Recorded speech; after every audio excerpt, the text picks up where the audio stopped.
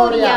आमचं मंडळ आमचा पप्पा. आता आपल्या गणेश मंडळाचं वैशिष्ट्य दाखवा. AI न्यूज चॅनलवर संपर्क करा 94 21 64 81 82.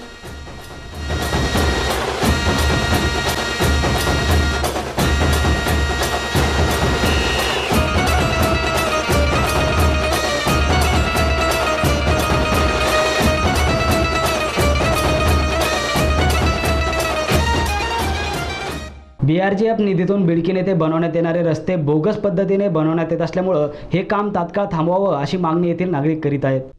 खासदार चंद्रकांत खैरे यांच्या हस्ते बिडकीन येथे BRGF निधीतून बनवण्यात येणाऱ्या रस्त्याच्या कामाचं उद्घाटन करण्यात आलं. परंतु हे काम पूर्णपणे बोगस पद्धतीने बनवण्यात येत आहे.